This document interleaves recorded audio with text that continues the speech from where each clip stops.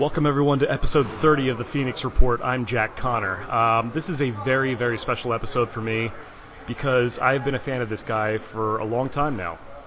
For over 20 years, my guest today has been a highly prolific artist, a hard-working, hard-touring musician.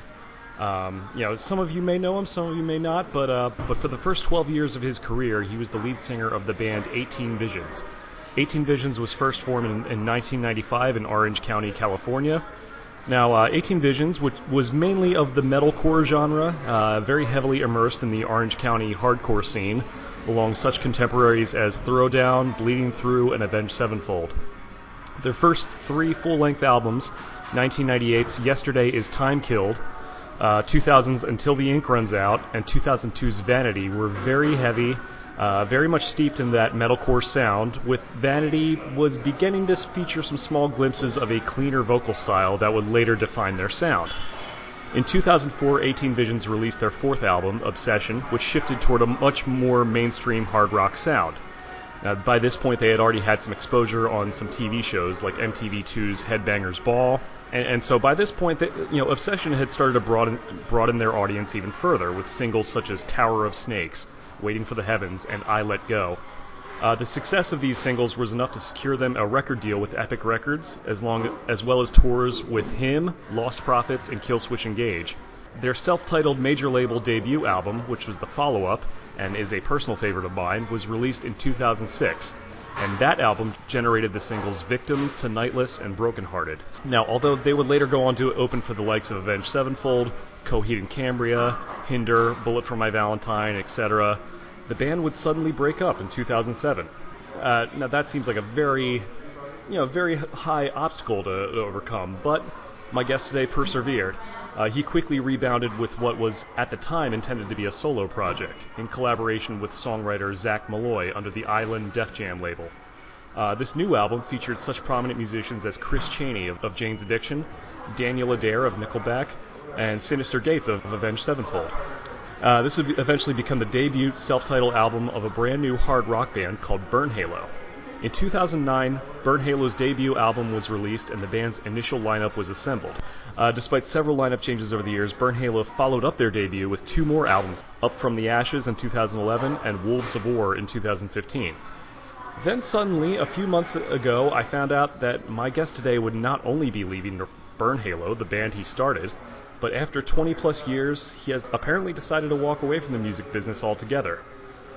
It was very strange for me as a fan because there wasn't a press release, there wasn't any kind of official statement. I kind of noticed on Burn Halo's social media that there was less and less mention of this guy, and then I see a Twitter post, and that's how I got in touch with our guest today. And now, as I mentioned at the beginning of this intro, I've been a fan of this gentleman for many years now, and I have praised his work to nearly anyone who will listen. And it is an honor and privilege of mine to welcome to the Phoenix Report, all the way from his home in California, the voice of both 18 Visions and Burn Halo, Mr. James Stephen Hart. Welcome, sir. Hi, thank you for having me. This is cool. I don't know if you remember this, James, but you and I met at two different occasions, both when Burn Halo came through St. Petersburg, Florida.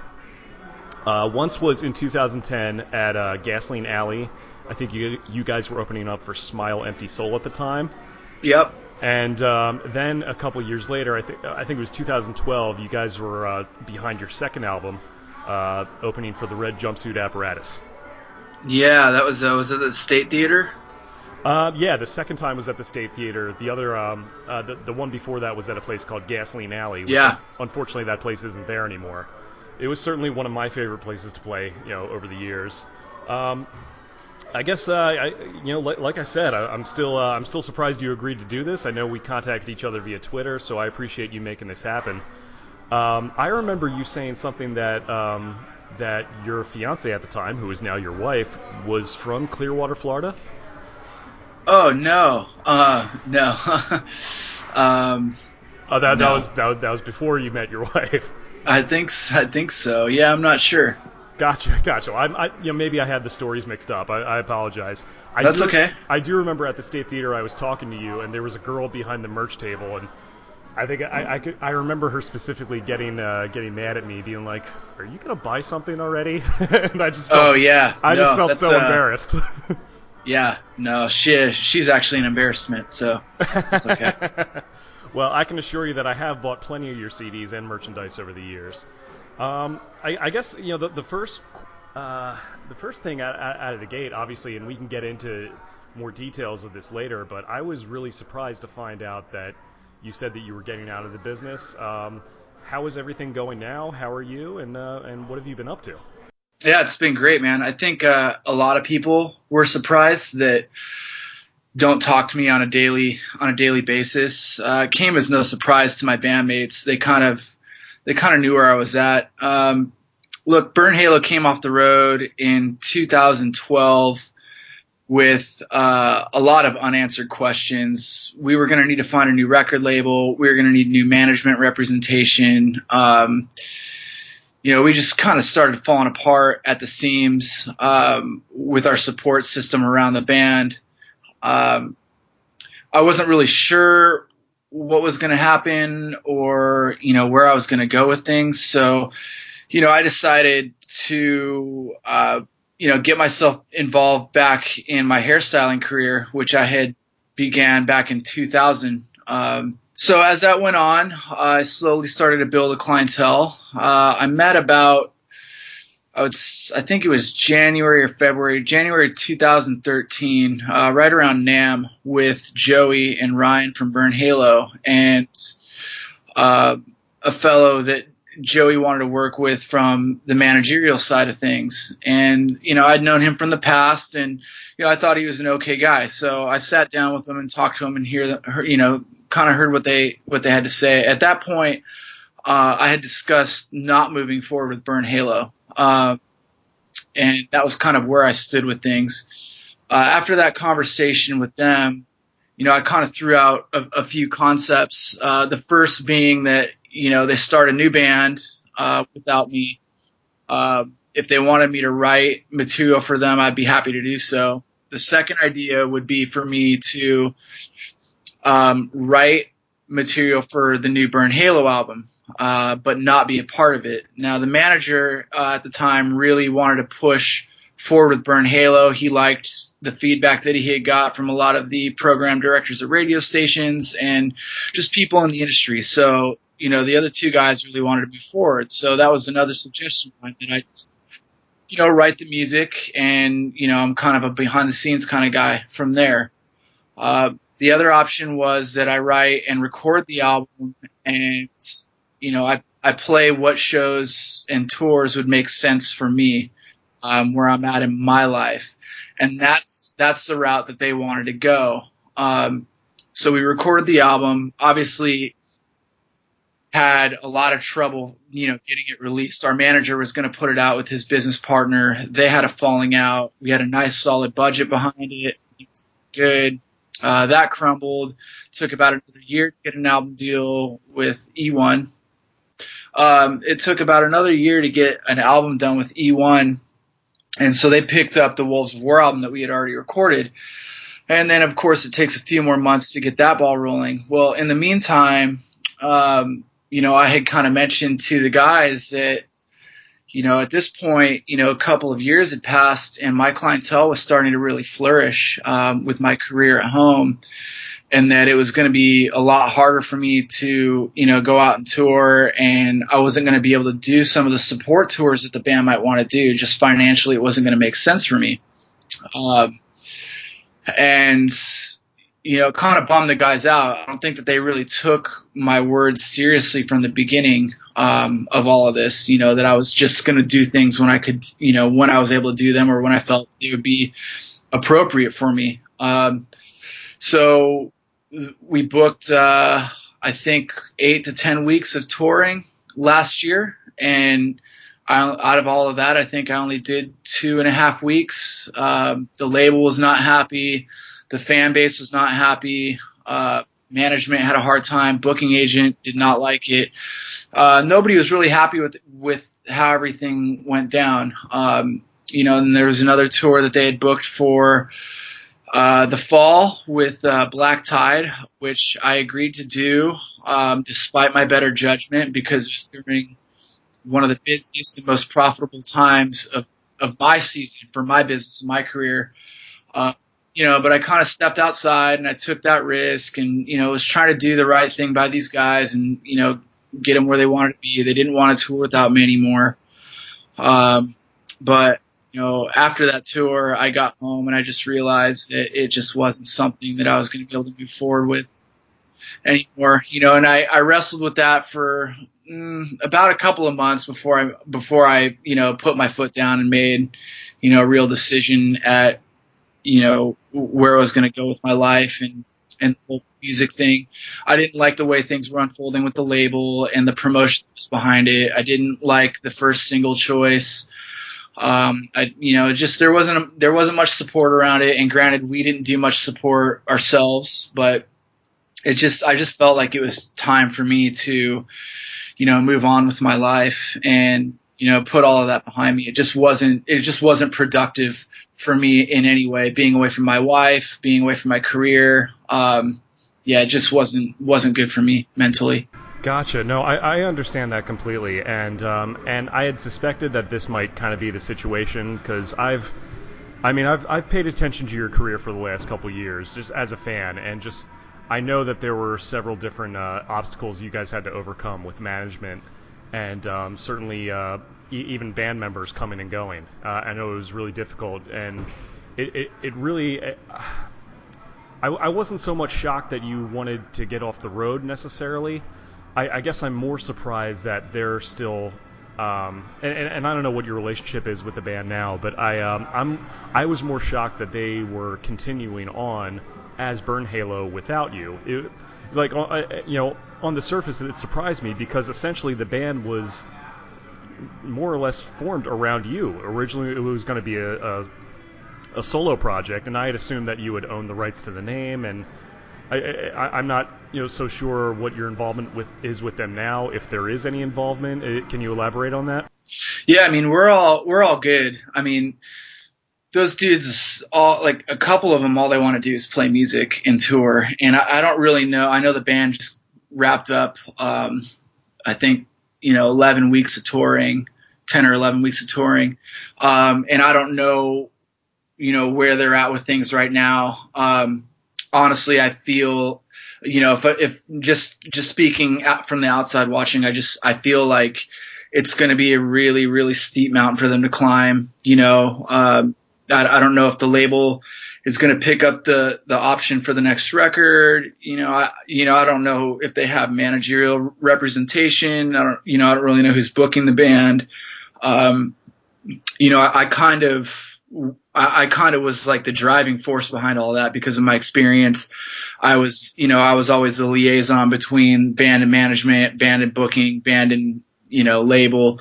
I told the guys before, we did this album that I was going to take a huge step backwards in that regard, and they were going to need to try to figure some things out on their own and start to handle, the band on their own, and make decisions, without my help.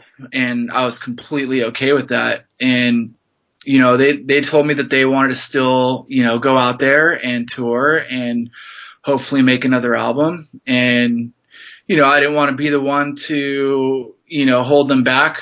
Joey especially has put in a lot of time and effort with the band.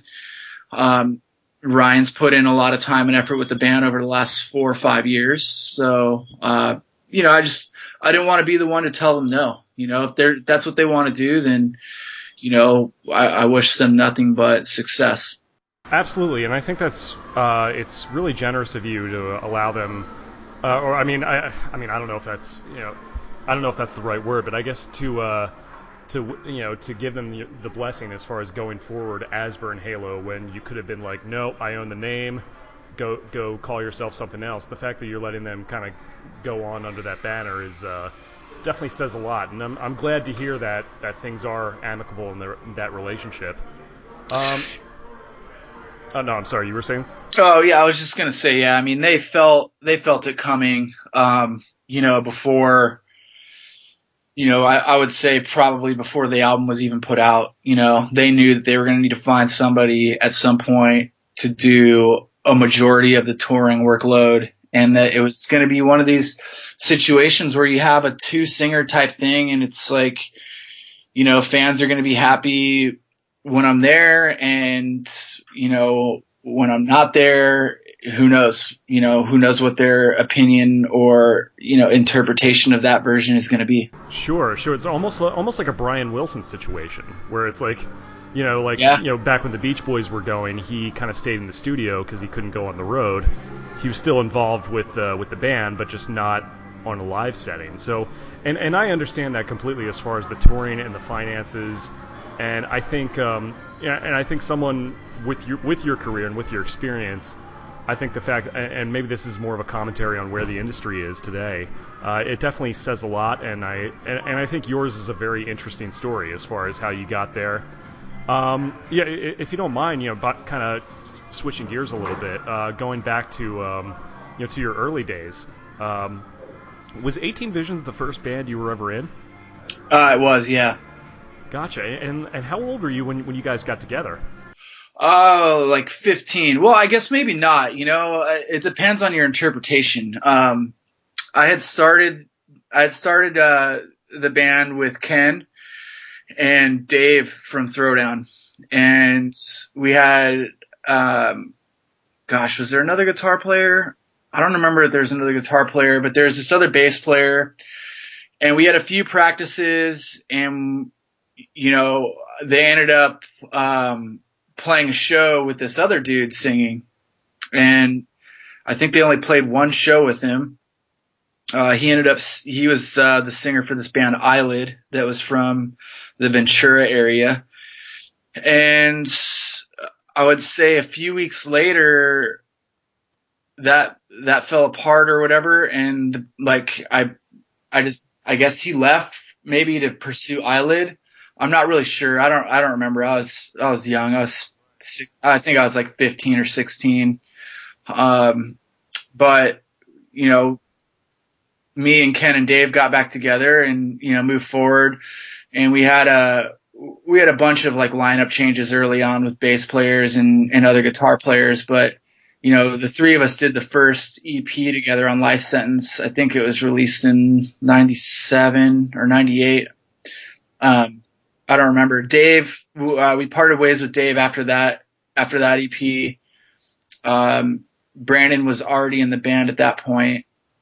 And then we got Javier Javier was in the band before the EP, and then he moved away, and then he came back. I don't know. There was a lot of lineup changes early on, a ton. Rotating bass players for sure. I remember a lot of the core members being being Ken Floyd, Keith Barney, and the late Mick Morris, and I think because I don't think Trevor joined until the last album. Yeah, so Trevor joined shortly after we released Obsession. Right. So we recorded that as a 4-piece. We auditioned a few drummers. One of our buddies, Jason, got the gig, and he was a good dude, solid guy. I was still in touch with him, and I would still see him when I would tour with Burn Halo. He's out in Kansas City. Okay. But he didn't really he really didn't fit what we were doing and like where we were going with the band. We kind of somebody, I don't remember who exactly was friends with Trevor. I had met the guy, I had met Trevor quite a few times just through friends, but we kind of called him up while we were out on the road and said, "Hey, do you want to do this?" He said, "Yeah." So he started practicing. We got home. We had a few rehearsals with him. Next thing you know, we were on the road, and he did, 90% of the touring off the Obsession album. Mick joined after Until the Ink Runs Out. Between Best Of and Vanity is when Mick came into the fold. We split ways with Javier, who is our longtime bass player. I think Javier was on the the Yesterday is Time Killed album, and he was on Until the Ink, and he was on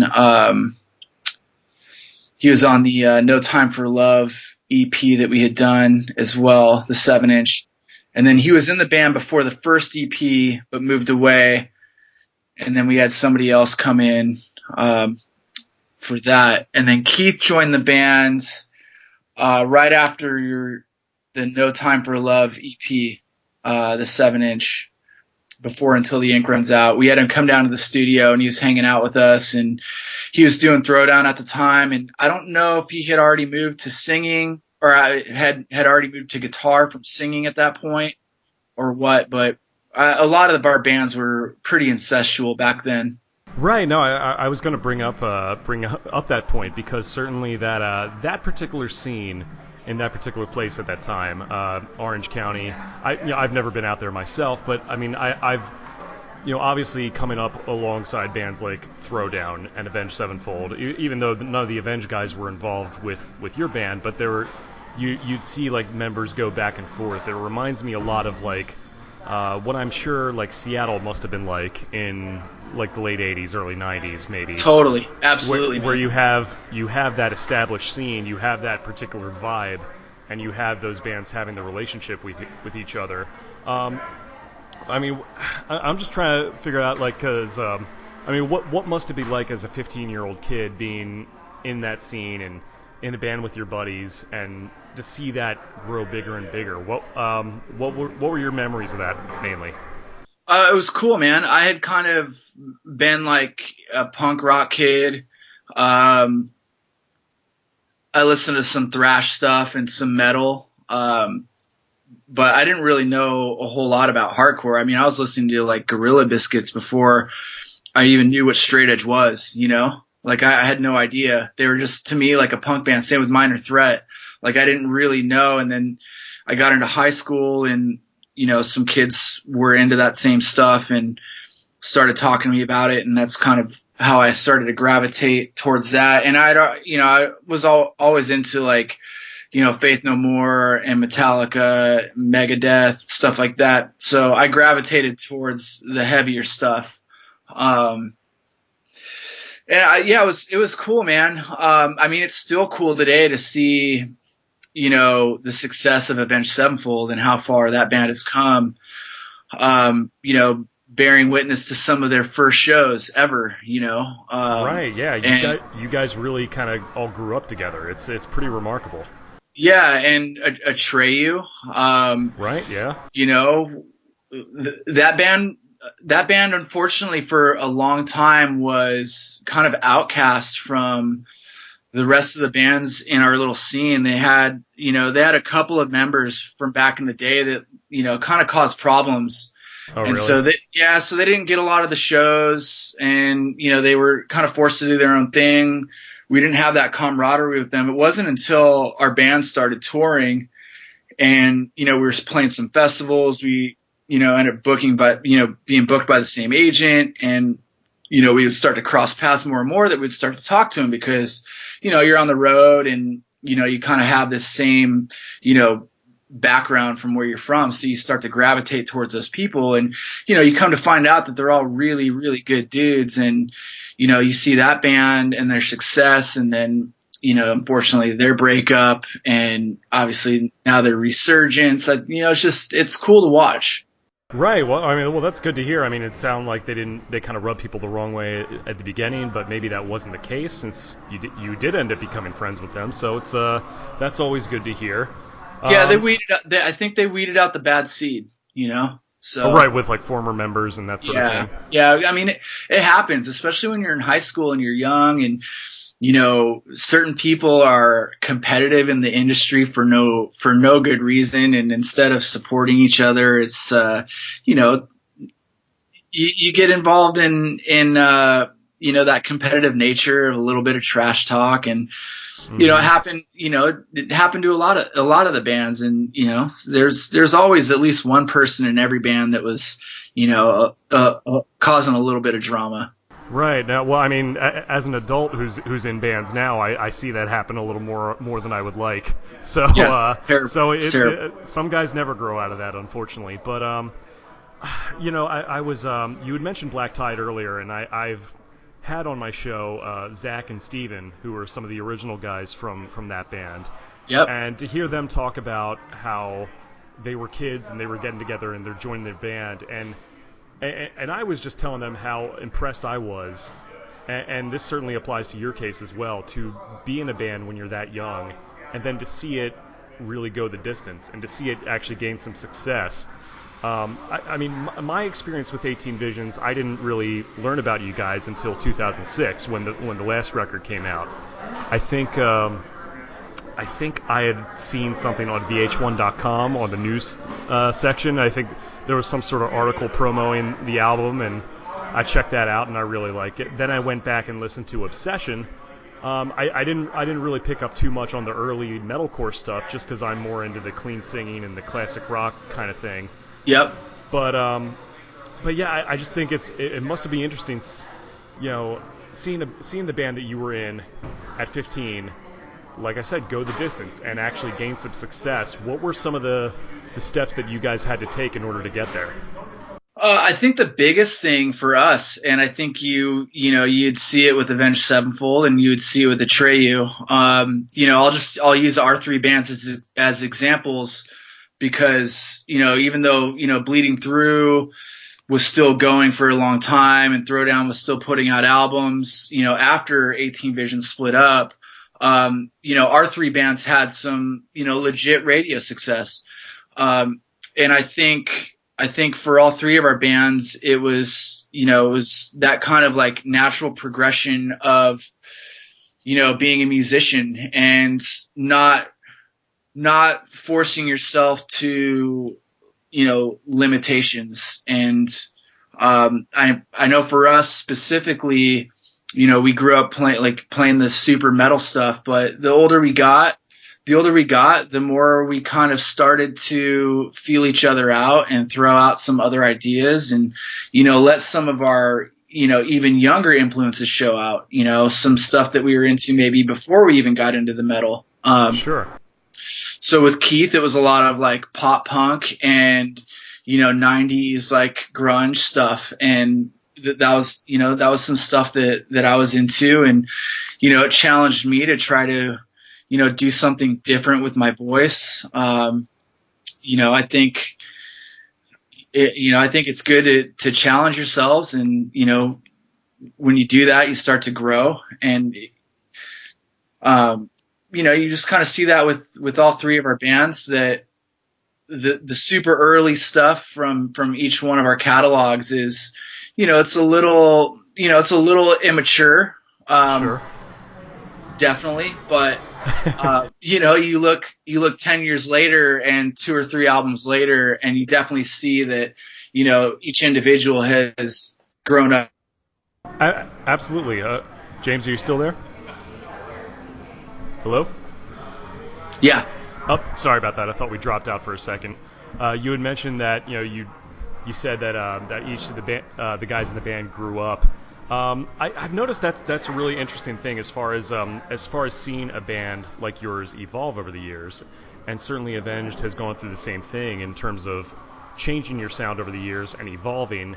Certainly evolving from that hardcore sound with the growling vocals and becoming the singer that you became. Which, I mean, you're a fantastic singer, and I was really. Really Obsession is where I sort of jumped on board as far as being a fan of 18 Visions. But was it? I mean, it must have been difficult for a lot of the early fans of the band to really kind of make that journey with you. Was it tough, like convincing the rest of the band saying like this is where we should go stylistically? I don't think it was like that was never under discussion. It just kind of. It was what it was. They threw out ideas, and they would hand me a song. I would go home and work on it, and I'd bring it back to the table, and there would be more melody on it. I would say Vanity is where I really tried to tap into that, because there was a lot of melodic guitar parts being written for that album. So, I think that they saw that there was, something there maybe, and they wanted to expand on that. And it just kind of is where it just all naturally happened. Nothing ever seemed forced. And, the last album, it was just, the last album we did, it was the same thing. It definitely has more of an industrial sound to it. And then, some of the stuff we started writing afterwards, had an even more industrial sound to it. Yeah, and I think that they used some of that for the Never Enough album that they did after 18 Visions, Keith and Trevor. Right, yeah, I remember hearing about that project. But, it was cool, and, nobody in the band, I think, ever really thought anything different. It always was just like, all right, well, what are we going to do next? We can write something really, really heavy, or we can write something really, really melodic, and either way, I feel like we've matured enough as people and musicians that we can, make this song successful no matter which style it might fit into. But early on, when we first started doing that with the Vanity stuff, there was a lot of backlash, and, it was kind of hard. I feel like maybe we had to rebuild a little bit, but, we were okay with that. I was going to ask you about that because I think, because I could see how like some of the early fan base, especially of your earlier work, might not all be on board with that stylistic shift, and I'm sure that must have been a concern for you guys at the time. Like I remember even when I had met you the second time at the State Theater, after, I remember we were talking about, just all the different records you'd done, and I remember some kid walked up to you and he was like, he had this really just dejected look on his face, and he was like, "Hey James, are you ever going to scream again?" Like he was real sad about it. Yeah. Well, yeah. If he bought the last Burn Halo album, he got what he wanted. Right. Yeah. No. There was definitely some of that in Wolves of War and Dying Without You, which is an excellent song, by the way. But yeah. So I mean, it's good to know that you guys had that sort of solidarity in terms of moving forward with that, despite whatever backlash that may have come out.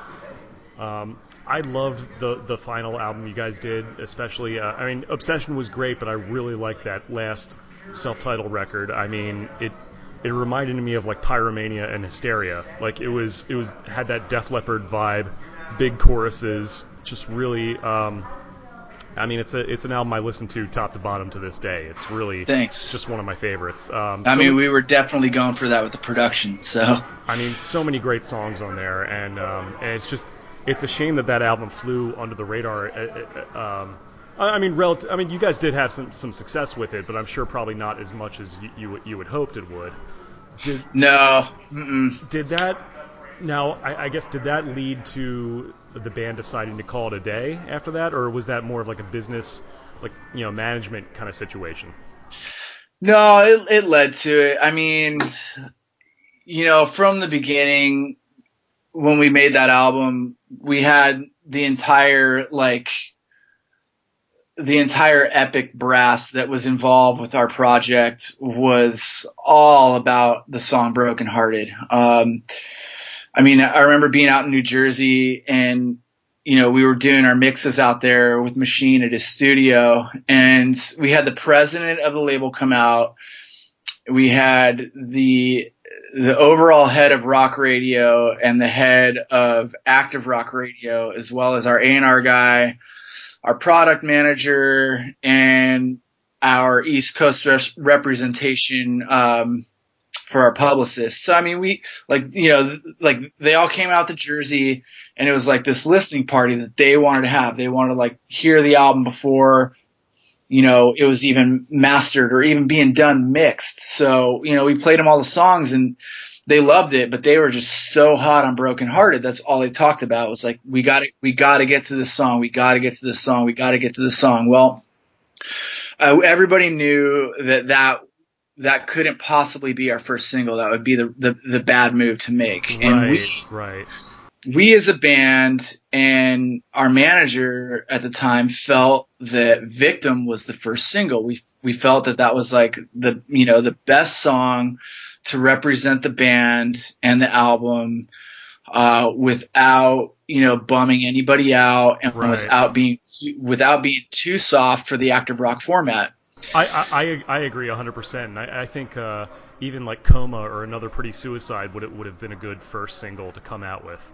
Right. So we battled with the label. They wanted Tonightless, and we battled with them. And basically, they gave us an ultimatum. It was, it was Tonightless and, a really heavy push and a nice budget behind the song, or it was Victim, and they were going to send us to the upstart label, Red, just their little smaller, like, I guess there's the Epic startup label, and not as much of a push.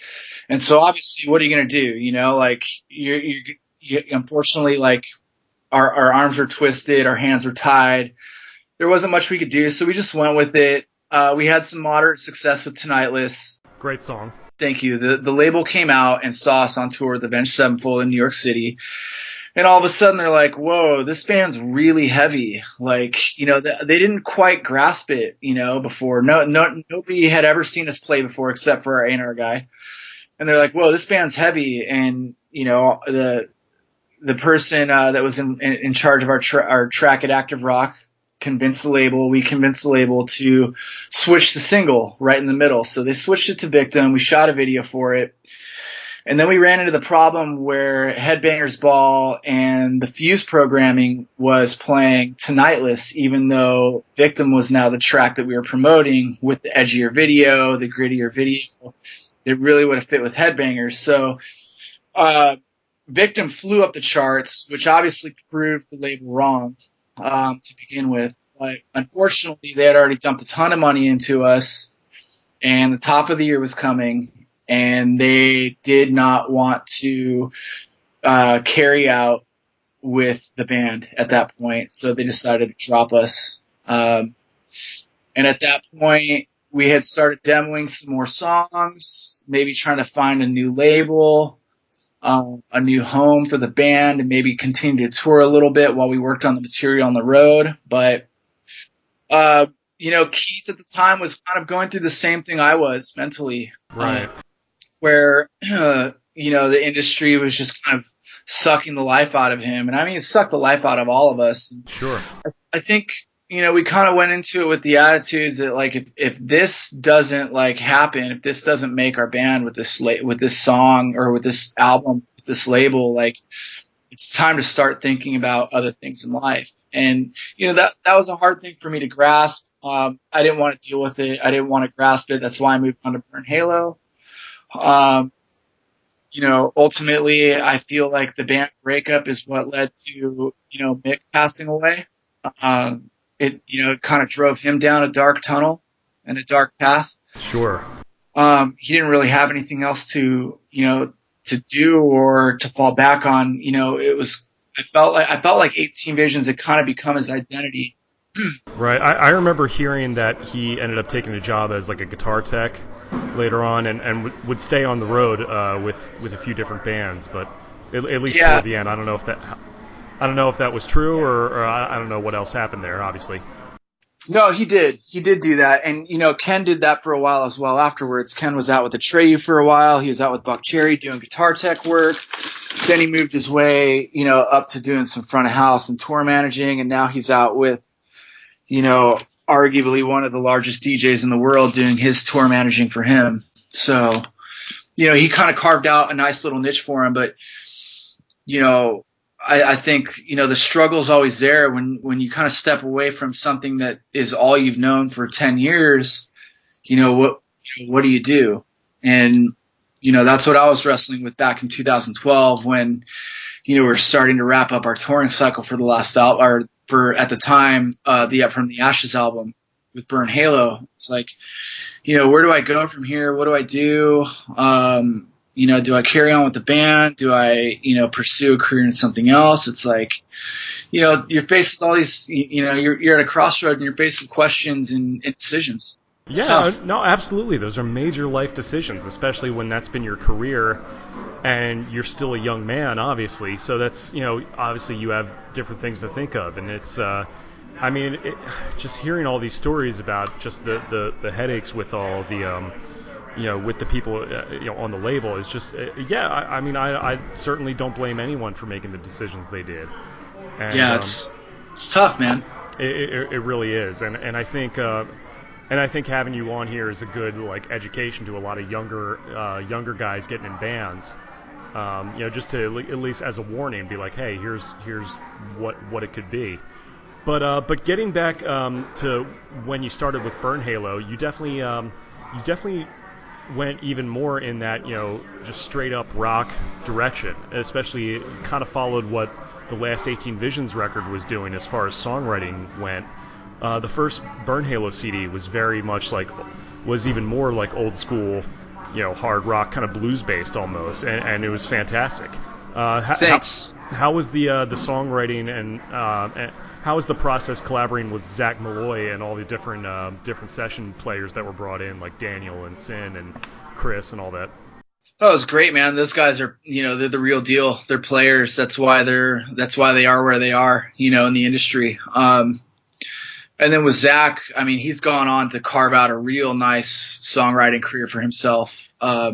Real nice, But, we sat down, we discussed the type of album I wanted to make. I wanted to make a rock album that, had the potential to sell, 1 million albums. So we pretty much wrote almost every song with the intention of it getting airplay. And that was the goal. I had kind of already reached a certain level with 18 Visions that I thought was going to go even further if they would have given us, the Tonightless single. And I think we all think that if they would have held on for a few more months, and if they would have, lowered the budget for our video, they wanted to give us like $200,000 for a video. And so that was the budget, and that's what they were sticking with. Even, we would have done the video for $5,000, or whatever it would have cost. But I truly believe that if they would have really put everything behind that they would have, recouped everything and then some. So with that kind of thought in the back of my mind, I kind of wanted to reach that level. I felt like I was almost there with 18 Visions, and I felt like if I had the right batch of songs, that I could get there again. And, started off, with a really nice bit of radio success. Sure. Was Dirty Little Girl the first single from that record? It was, and again, man, I'm going to tell you, the last 4 albums I've made, I've said what the first single should have been, and each time it was not what it should have been. And I feel like that's been a huge factor in the lack of success with each album, to be honest with you. Do you think you said you were picking the first single? I tried, yeah, but again, the label just didn't go with it?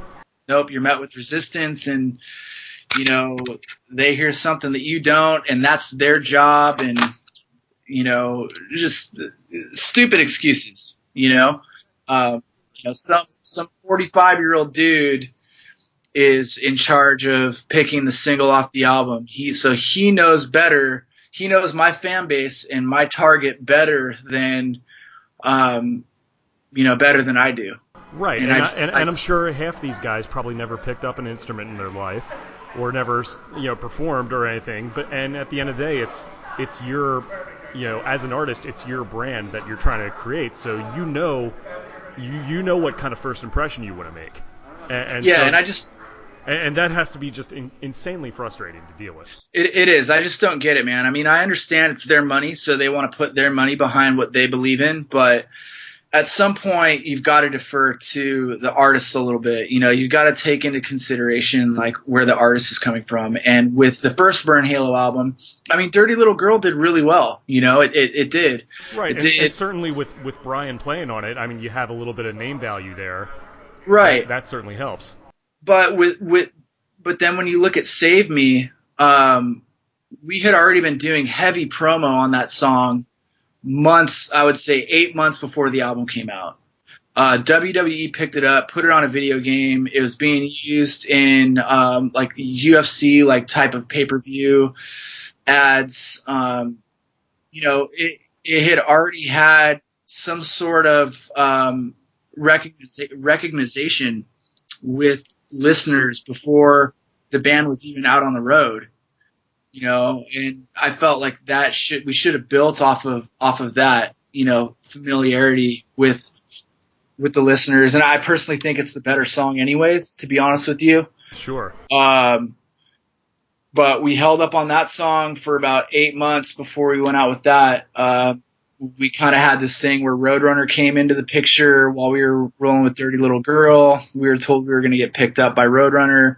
It never happened. So we kind of killed off our steam, and it set the band back. And then, things didn't happen the way we wanted it to. And, we were back to the drawing board, and love the next record we put out a lot, Up From the Ashes. I think, if I listen to all three of them back to back to back, I think that might be top to bottom my favorite one. I would personally agree with that. I felt like you guys were really hitting your stride, obviously. And the strange thing about Burn Halo is that each record had a different set of guys. Yep. On it. I mean, it was almost 3 different bands in one, under one name. Certainly that record allowed Joey's playing to shine through. And I remember when I saw you guys the first time, touring behind the first record, I was just immediately taken with the way Joey played and performed, and I'd gotten to meet him. He's just a really great guy. Shout out Joey, I know you're probably listening. But it was just, I think that showed you guys really hitting your stride, and certainly Wolves of War was a great follow-up as well. You had mentioned some of the label picking picking whatever the singles would be. Did they have? Were they the ones in charge of determining what tours you would be on? Because I know that you guys have certainly met several guys in the business.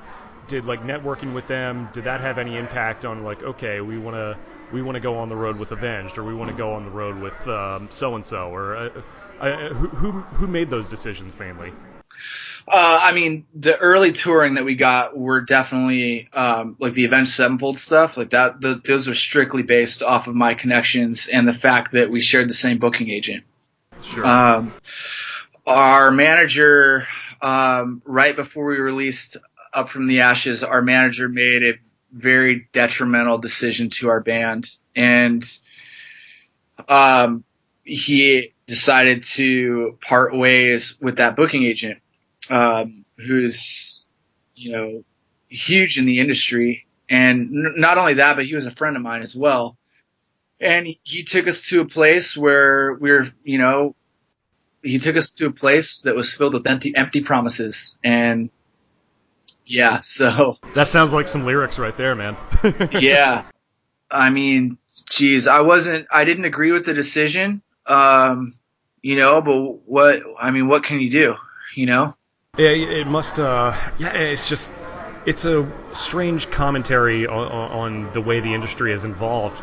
Has evolved since, the 18 Visions days and going through your career with Burn Halo. I remember talking to Zach from Black Tide. Well, now he's with Falling in Reverse, but I remember asking him how, it just, why the industry kind of, treats rock music the way it does now. And because, you hear all the time about the business isn't going well, but I also see a lot of artists of different genres really making these big money tours and getting this exposure and TV and all this other stuff, and for some reason rock music is on the back burner because of that. And I think Zach summed it up perfectly as far as it's still a type of music that for the most part is up to the artists, and that the industry doesn't really have a hand in, or at least doesn't have as much control in as they would, say, with a country act or a hip hop or pop. Would you agree with that? Or? Yeah, I would, and I would also elaborate on that, and I would say that at least in the rock world, a lot of the reason why there's not sustained success with most of these bands is because they put out shitty albums. Let's be honest. Some of these bands put out an album with 10 songs and they have 2 singles, and those are the songs that people get acquainted with because they're pounded, they're pounded in their head over the radio, and then they go to buy the album or they go to sample the album on iTunes, and the rest of the album is garbage. They're songs that are trying to be singles that aren't as good, or they're songs that are trying to be like really good live tracks but just aren't. And that's why you take Avenged Sevenfold and you set them apart. They've got more meat to their album. That's why you take a band like All That Remains and you set them apart. They've got much more meat to their album. They've got good guitar playing. They've got heavy songs. I think people are okay. Like fans of heavy music, they're okay with like 2 singles, that are a little bit laid back, a little bit more accessible, a little bit more commercial. But then if they're going to go buy the album, they want 8 or 9 more songs that they can rock to, and I'm the same way. Yeah, and I think you guys, certainly with Burn Halo and the later 18 Visions albums, I thought you guys did a good job of having that appeal where it's like, it was about vocals, it was about just catchy songwriting, as well as the musicianship, and as well as having that intensity, mixing those 2 worlds and really bridging that gap. I thought there was a lot of crossover potential there. Yeah, thanks, man. I mean, that's what it boils down to is is your music interesting, Right. And this is kind of a hypothetical question, and this is kind of a weird one to ask, but I'm always fascinated by this. Do you think that if in the early days, when you were a kid, when you're starting event 18 Visions, do you think if you guys had like come out of the gate with a more like mainstream rock sound, do you think that might have been easier to see you guys evolve as far as like the fan base and getting attention, or was it more of just a case of like it was that time, it was that place, so that the sound reflected it? I'm not sure if that's a good question or not, but it's I'm always curious about that sort of thing. I think the last album we made with 18 Visions was a little bit ahead of its time for our scene, for our genre of music. You had bands coming up after us a few years that, had a similar style and sound that were really able to, capitalize on that sound. I think too, a lot of it was when we were starting out, we didn't have Hot Topic supporting, the music scene. We didn't have Warped Tour as acceptable or as accepting to, the heavier, more metalcore bands. We weren't getting the full tour like, a lot of these other bands were getting. It was just like a week here, 2 weeks here, we'll give you your region, or, we'll give you local shows, not the full tour. Rockstar, Monster, these energy drink companies coming in and really like dumping money into these tours and these festivals and this promotion. And I think that, had we had some of those opportunities that some of these other bands had right off the bat, I think it would be a different story. And I think to answer like the first part of your question, if we would have put the last record out first, it's going to be relative to when it came out. When did we put that album out? Put it out Sure. If we put that album out in 1997, maybe it would have been, big because that, the new metal scene was kind of popping up and it was heavier stuff. And, it was a super catchy album that we made, but then is it too heavy? Is it too different? Is it not? Right. Is it not cheesy enough? Is it not simple enough? So I mean, it's such a crazy line to walk, because I hear an album like that, and I hear the stuff you did with Burn Halo, and I'm thinking like, why is this stuff not on the radio and TV? Like, I don't get it. It's it's certainly heavy enough to rock out to, but I mean, I can't see like a lot of like mainstream music fans hating on it too bad. I mean, and if they did, it was just because they wouldn't be into rock music. But you see what I'm saying?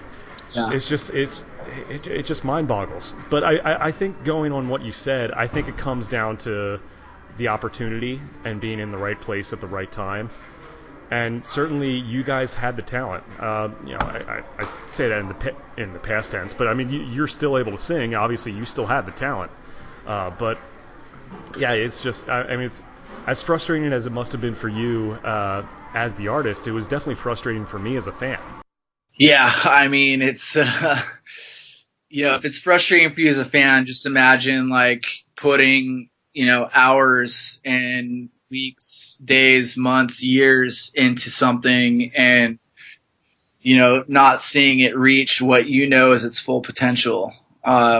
Just because of what you said, like right time, right place. We were just never there. We never had that, and it is what it is. You live with it. You look back on it and you say, like, I go back and listen to that last album we put out and I'm like, damn, this thing is still good. Like these songs are still great. Like This could still be reactive today, And even with Wolves of War, I mean, Dying Without You is an incredible song.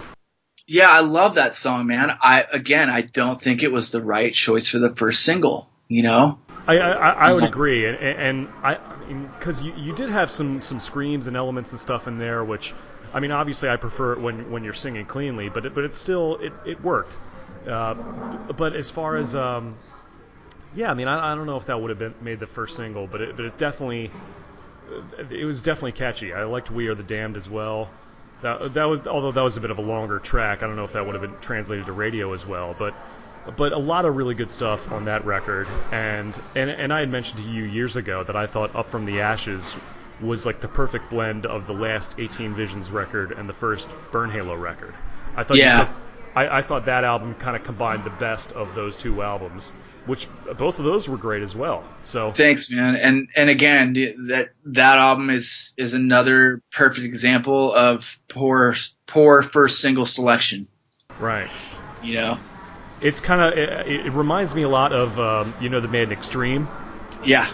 How they got pigeonholed because More Than Words became such a huge hit, and that was their main kind of single right out of the gate. I mean, I think they had some other songs like Play With Me and Kid Ego, but that song just became so massive, it came to like define their career, and nobody knew that they were a really hard rockin' band. Right, exactly. Real musicianship. And I mean, and it was like both a blessing and a curse, kind of. How it works out for them. But I mean, I love Extreme. They're an incredible band. But I guess it must to go to your point about making that first impression. I can definitely see why you guys might not have wanted to put out Broken Hearted right away, even though that is a fantastic song. And I think that, ironically enough, that may have been the first 18 Visions song I heard. Yeah, that was. I mean. Look, we all wanted that song, and we all still, I think, to this day, especially for the time and what was going on. I think that song was so ready. And from what I was told, we had, it was between a dozen and 24 pop stations ready to add that track. Right off the bat, like first week ads, 12 to 24 like stations, and some of the stations that I was hearing feedback from through our label were pretty big deal, and I think that kind of could have that could have put us in such a different spot, and but then it's like, do you have that pressure to like keep on making a follow-up to that? And it's definitely a mixed blessing, I'm sure, but yeah, you do have that pressure, but at the same time, that's why you make a great album from start to finish. Right. That's why you don't lead with that single. That's why you lead with Victim, and then you put another rocker out, and then you put that song out, and then after that song you go back to another rocker. Or even go to Tonightless or something, and build off of what you just had at pop radio, and so you can get pop stations on that, and then you go from there, and then it doesn't matter. No matter what, you make the next album, and you're back to the drawing board. You're back to square one. You're still, you're still faced with the same, the same issues and adversity that you were. It's like, let's write the greatest songs possible. And if absolutely. I mean, I don't.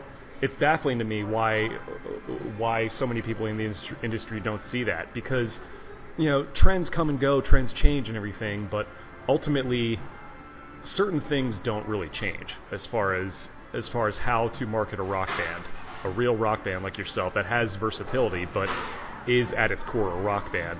Certain things like that don't change, in terms of like how to put out singles like that, I feel anyway. Yeah, and I think we were working when we were starting to write, and demo for a follow-up to the self-titled album. We had a song in the bag that fit along the lines of Broken Hearted, and it was in its very, very early developmental stages, but I mean, our A&R guy heard what we had, and he was flipping his lid over it. He was like, "Wow, this is incredible! This is incredible! Wow!" And so, I mean, I think that we would have had it in us, album in and album out. I just think that we were good at writing together, and then when it came to the music beds, I think that Ken and Keith were exceptional. Sure. Absolutely, and if I could just interject just one little personal connection I have with Broken Hearted. I first heard that song, I think, around 06, 07. At that time, I was coming out of a relationship. It was like sort of the first real relationship I was in with my high school sweetheart. We were together, 5 years. We were actually engaged, but it ended up falling apart. And that song really kind of helped me get through a tough time. And I just wanted to thank you again for putting that song out. Yeah, that's cool, man. I mean, that's the power of music, Absolutely. And now switching gears, obviously we've talked about just everything you had been through with with the band and what led to where you are now. How are things going right now? You said you're still styling hair. That was another career path that you had decided to do a couple years ago. I remember you and I were connected on Facebook for a while, and I had seen you advertise that for a little bit, and I was like, oh, that's cool. At least this guy gets another source of income and has another backup job while he's playing. How are things going right now? It's great, man. I mean, I work in Newport Beach, which is a very, very high end part of Orange County, probably the richest city in Orange County, I would say. Gotcha. I actually had an aunt and uncle who lived out there for a couple years.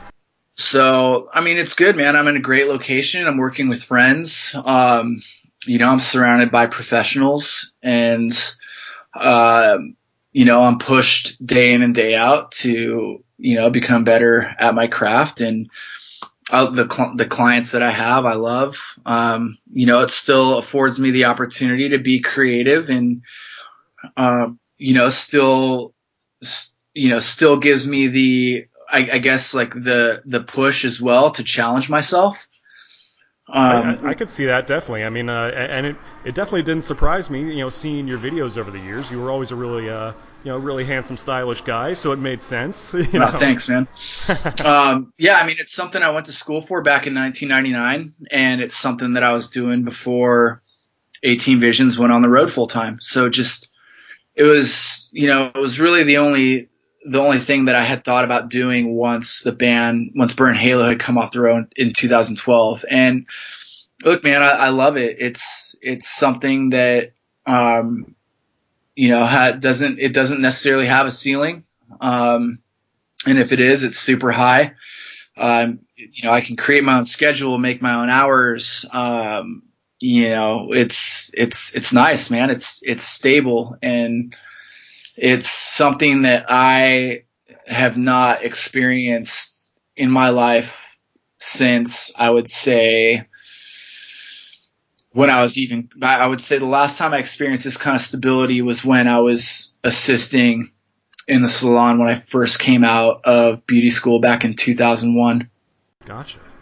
Well, it's smart, really, that you at least had the foresight to look into that even back then as sort of a backup plan, for lack of a better term. I think it's definitely good advice, especially for younger guys who are in bands. Get a backup plan. Because there's no shame in that, and it'll in some cases it allows you to do what you want to do, and I think for a lot of years it allowed you to do what you've done, and I'm glad to hear that things are going well. You're out there in Newport Beach with your beautiful wife, and it sounds like things are going well, man. I'm very happy for you. Thanks. Yeah, it's funny that you mentioned backup plan because it actually wasn't a backup plan. Like that was yeah, that was my career path, man. I was doing 18 Visions and we were touring, but it was, Ken was in college at UCI. Keith was at an art institute in Long Beach. So we were all the three of us were going to school, and our other bandmate at the time, Javier, this is before Mick came into the fold. He was also in beauty school, and those were we were molding ourselves for our careers, not for music. We were doing the touring during the college summer break or the college winter break, or doing West Coast dates during spring break or Thanksgiving break, for the guys that were in school. And, lo and behold, we sign a deal with Epic, and, the rest is kind of history. You're out there on the road. It's like you make the decision. It's like, all right, so, well, we're all out of school now, so let's just do it. This is the time. Absolutely, and like I said, maybe backup plan wasn't the right word for it, but I definitely can understand where you're coming from, because I mean that's sort of the path that I've gone down with bands I've been in over the years. I ended up staying in school. I have a day job. I actually have two jobs right now, but I'm still in bands, and the guys in my band right now are in kind of the same boat. Like some of those guys have families and they have jobs and everything, but we still do it. And but I mean it's one of those things. I think it's smart that you at least had that going for yourself. Yeah, it's great that I had that to fall back on. I mean, I think for the majority, me, Ken, and Keith, as well as Trevor, all had something to fall back on, which was great. And initially it wasn't my backup plan, but it ended up becoming my backup plan, which is great. It's a luxury that, not many musicians have or think to, go out and get. And granted, it wasn't something that I could walk into the salon and just start making good money and have a clientele right off the bat. It's something that I really, really had to work for. Which is why it made it so hard for me to justify touring with Burn Halo, because I spent the last 4 years working harder than I've ever worked before in my life to build something of stability that's going to provide an income that can support, me as well as, a family. And, walking away from that, even for 2 weeks is a huge risk, like losing, possibly losing, current clients, and definitely missing out on potential new clients.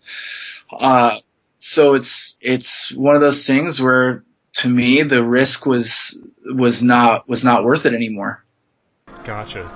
Do you have you been playing any music since you got off the road? Been doing anything locally, or? I haven't, man. I've just been full on with my career, and not to say that I won't. I have been working on some music that I've had sitting around for a few years. Just messing around. I don't know what's going to come of it, or if anything's going to come of it, but just kind of it keeps me interested and keeps me entertained, and it feeds my need to write and create music. But otherwise, I mean, that's kind of all I ever see myself doing would be local stuff, or weekend things, or one-offs. I don't ever really see myself touring again. Right. No, that's completely understandable, especially if the money isn't there. I mean, I definitely know that a lot of my guys might cringe at that, but it's like, let's be honest, it is a business, this is the way you if this is the way you're making a living, then you do have to think about these things.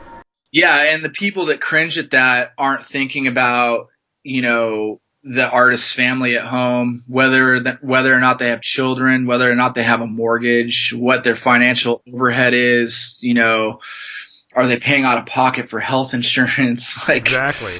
All of the stuff, dude, that comes into play when grown up stuff, man. I'm telling you. Yeah, like real life shit that your average fan goer doesn't understand. They're pissed off because the band needs to make money, Right. Well, especially I find that with the younger fans, especially. I mean, you know how that is when you're a teenager. You're all, you think like, oh, this is how it's supposed to be, but then you start living a little bit, be like, oh, okay, no, I get it. Yeah. Right. Right. But that's cool, man. It sounds like you're in a really good place. It sounds like you're happy and healthy, and things are good. This has been a really enlightening talk, and such a pleasure for me. Obviously having known you as a fan and being able to know you now through this, I really appreciate you taking the time to do this. Yeah, no problem, man. My pleasure.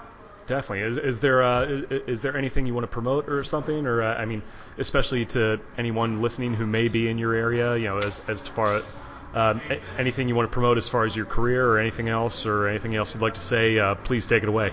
No, I'm good, man. I'm not much for self promotion. Gotcha. I try to limit that. Gotcha. Well, definitely. Definitely, I know people out there can follow you on Twitter at James Hartogram, and I'll spell that out in the description. James, thank you so much for taking the time to talk to me. This is just such a pleasure. Yeah, no problem, man. Thank you. Thank you once again to the great James Hart for just an amazing conversation. Just a incredible story this guy has had. I mean, man, what a career. 20 years in the business.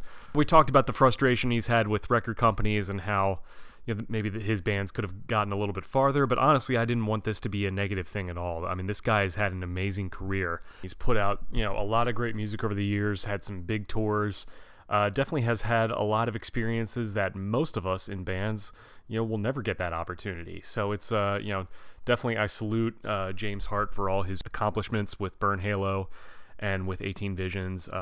He's really had an incredible career, and hopefully this isn't the end of it. It sounds to me like, maybe it's just kind of goodbye for now, but, once it's in your heart, I have a feeling that he'll find a way somehow. But even if he doesn't, thank you, James, for just all the great music over the years. I did not want this, as I mentioned, I did not want this to be a negative story focusing on, what went wrong, and, but I did think that this is an interesting cautionary tale, and I think a lot of people need to know that, just because you have a major record deal, or that your song's on the radio, or that your album is in stores all over the country, all over the world, that doesn't necessarily mean that you're a multimillionaire. And a lot of these guys are still struggling. So if you have, if there's a band out there that you enjoy, make sure you support them. Make sure you go to their shows. Make sure you buy their music. And buy their merchandise. Keep supporting them. Do whatever you can, because a lot of these guys are out there struggling and working hard. And if you're a fan of theirs, you should absolutely support them. And this also goes to show you that there are a lot of great bands out there who maybe you've never heard of that you might want to look into a little bit more. You never know what's out there. There's a lot of music in the world, and you never know what you might come across. And certainly I had the fortune of coming across 18 Visions and Burn Halo over the years, even though they're not as well known as, some other bands out there. But, I'm definitely glad that I did, because I got to discover something that I wouldn't have otherwise. And it was very good. And so I, definitely support, support your favorite music. Make sure you look for music as well, because there's a lot out there that maybe might not be on the radio. So definitely keep that in mind. As far as some upcoming events with my band, Vertebreaker, just in time for Halloween, we will be playing 2 shows at A Petrified Forest, which is a haunted house and scare trail attraction in Altamont Springs, Florida, which is just north of Orlando. Our first show will be Thursday, October 20th with Martyrs Asylum, and our second show will be a week later, Thursday, October 27th with Auditory Armory. By the way, speaking of Auditory Armory, go check out my last episode with April and Justice from that band. Really good conversation, if you haven't heard it already. On Friday, November 11th, we will be at the West End Trading Company in Sanford, along with Arakara, Zombie Toe, Frequencies, and Kirov. That will be brought to you by Superfox Promotions. Later that month, on Saturday, November 26th, we will be at Black Saturday Fest at Space Coast Harley-Davidson in Palm Bay. We will be playing 2 acoustic sets, along with Jason Todd, formerly of Shinedown, Tristan Mabry, Dominic St. Charles on the acoustic stage. Headlining the main stage will be legendary southern rock band Blackfoot, along with Boba Flex, Fit for Rivals, Lydia Can't Breathe, Oblivious Signal, Whole Wheat Bread, Kellen Heller, 21 to Burn, Spasm, and Crowfly. Tickets are on sale now. Make sure you contact us to get some in advance. You won't want to miss this show. And finally, our last show of the year will be Friday, December 16th at the Haven in Winter Park, which is just outside of Orlando. We will be there along with Armada, Inner Demons, Axiom, and No Self. It'll be the Black Christmas show, just in time for the holidays. Brought to you by Madam Suicide Promotions.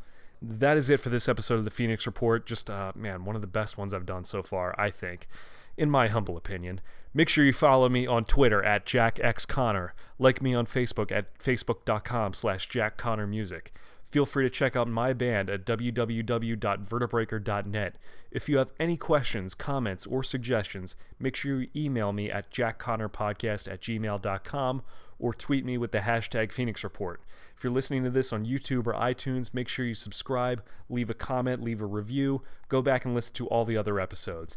And as I record this right now, Hurricane Matthew is coming up the Atlantic coast, so everyone stay safe, especially those on the Atlantic coast here in Florida. Definitely make sure you guys stay safe, get prepared, do whatever you can. It's better to err on the side of caution. Make sure you stay safe, everybody. I know the storm's coming, so just make sure you get to a safe place. Thank you guys for listening. This has been the Phoenix Report. I am Jack Connor. I will see you guys later. Bye.